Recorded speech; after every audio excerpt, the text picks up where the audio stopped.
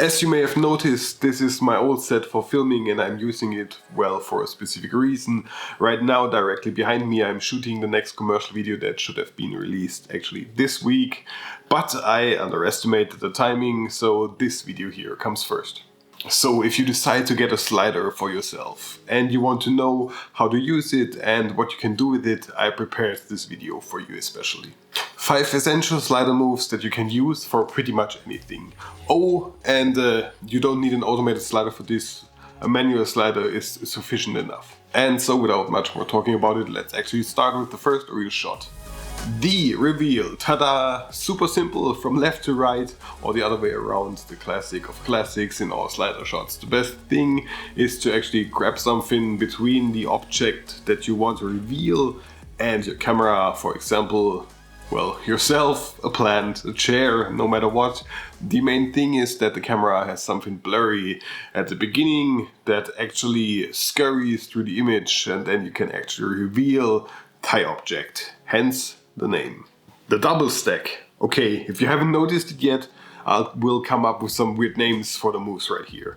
This is definitely the second weird one. So with your slider prepared, take a trip from A to B point, but as a wide shot, to take in more of the scenery and then do the same trip again with the same object in focus but in close.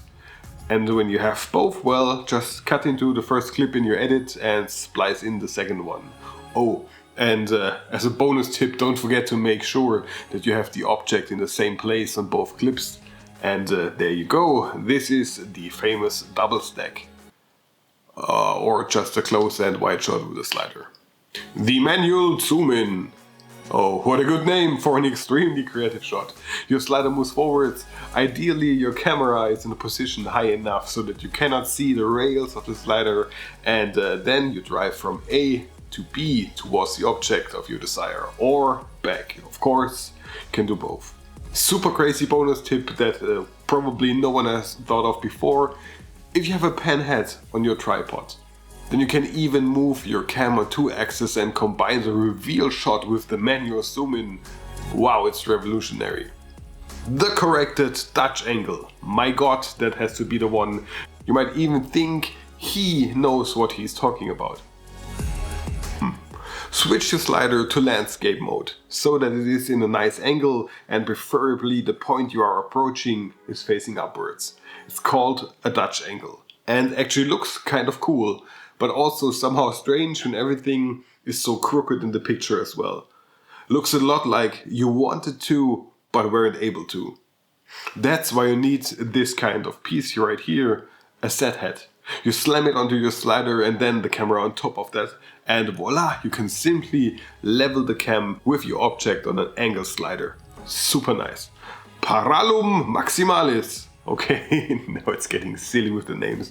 It doesn't matter, that's the name of the shot. So the point is to always have the object in the same place on the shot, but to move everything else around it.